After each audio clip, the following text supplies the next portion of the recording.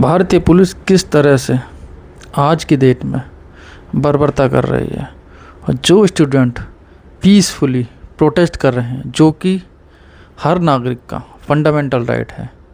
Article 19 ये right देता है कि शांतिपूर्ण बिना किसी लाठी डंडे या किसी हथियार के हम प्रोटेस्ट कर सकते हैं। फिर उन पर लाठियाँ क्यों बरसाई जाती हैं?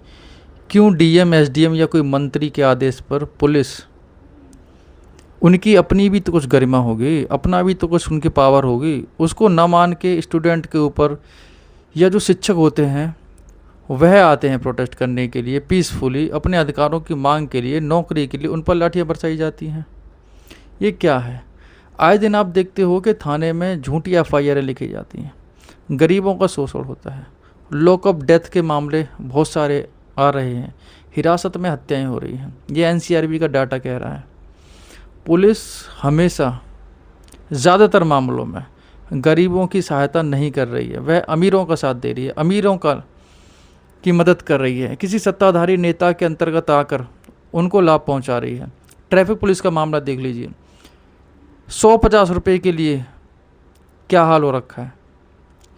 ये आप यूट्यूब पर लाखों वीडियो हैं, वो तो आज इंटरनेट का ज़माना है कि ये सब चीज़ें इंटरनेट के माध्यम से जाहिर हो रही हैं, नहीं तो आप और हम क्या से क्या समझ पाते। आप ये जानते होंगे कि पुलिस और जनरक्षक बोला जाता है इनको, और माहौल क्या है कि जनता थाने जाने में डरती है कि हमारे खिलाफ़ कोई झूठा मुकदमा ना लग जाए, जबकि इनको जनरक्षक बोला जाता है, हमारी सुरक्षा के लिए है। जहाँ कहीं भी पुलिस मिलती है, किसी को थप्पड़ लगा दिया, किसी को पीट दिया, किसी को झूठे केस में डाल दिया, उससे अवैध वसूली कर ली, ठीक है। आप आदिवासियों का हाल देख लीजिए, वहाँ पर क्या हो रहा है। 2 मेडल के लिए, स्टार के लिए गरीबों को मोहरा बनाया जाता है, झूठी एफआईआर लगा दी जाती है, उनको जेल में ठूंस दिया जाता है, फिर उसके बाद उनकी पोस्टें बढ़ जाती हैं। ये हो रहा है आजकल। ये बर्बरता के ख़िलाफ़ देखियो, मैं एक एडवोकेट हूँ, मैं रोज़ कोर्ट में देखता हूँ किस तरीक़ा से पुलिस पर लांछन लगते हैं, और वो लांछन सही भी साबित होते हैं। ऐसा नहीं है सही साबित नहीं होते, सही भी होते हैं, लेकिन पुलिस वाले वहाँ पर जज की चुपचाप सुनते रहते हैं क्योंकि वो गलत हैं।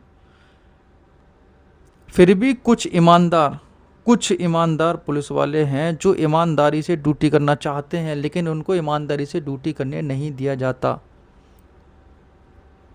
अब बात कर लेते हैं आईएएस बीसीएस।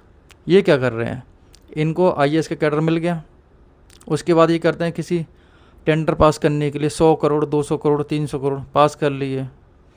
कितने ही आईएएस जो घूस लेते हुए पकड़े गए हैं, ये वो हैं जो पकड़े गए हैं, बाकी उनको देख लीजिए नहीं पकड़ेगी। इनकी सैलरी कितनी होती है? 80,000, 90,000, 1 लाख, और उनकी प्रॉपर्टी 100 करोड़, 200 करोड़। एक पुलिस वाले की सैलरी कितनी होती है? 40,000, 50,000, 60,000, और प्रॉपर्टी एक मकान 50 लाख का, 1 करोड़ का, 4 गाड़ियाँ खड़ी हैं घर पे। ये तो हाल है। अब बात कर लेते हैं विधायक मंत्री की। उनको आप देख लीजिए, उनकी भी सैलरी कितनी होती है? 1 लाख, 2 लाख, 80,000, और प्रॉपर्टी 1,000 करोड़, 100 करोड़, 500 करोड़।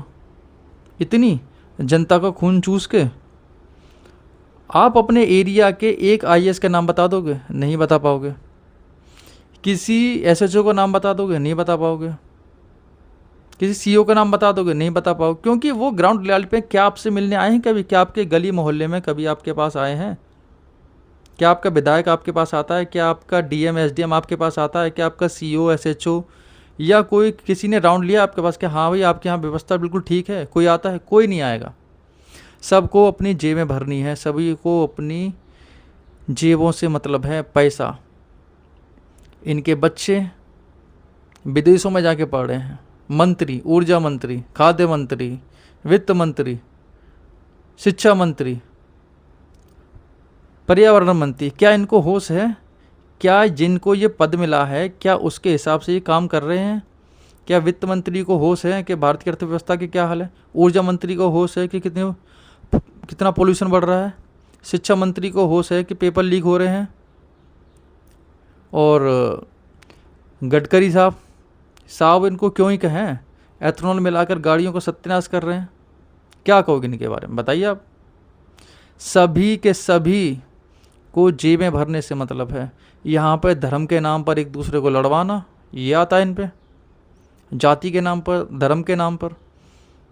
आपसे और हमसे कहेंगे कि धर्म के नाम पर सिर्फ हिंदी बोलो, हिंदू हिंदू। और इनके बेटे कोई ऑक्सफोर्ड यूनिवर्सिटी में पढ़ रहा है, कोई हार्वर्ड यूनिवर्सिटी में पढ़ रहा है।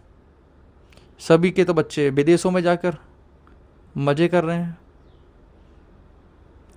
और गरीबों के बच्चे जाने कितने सैकड़ों सरकारी स्कूल बंद करा दिए। क्या इनके बच्चे सरकारी स्कूलों में पढ़ते हैं?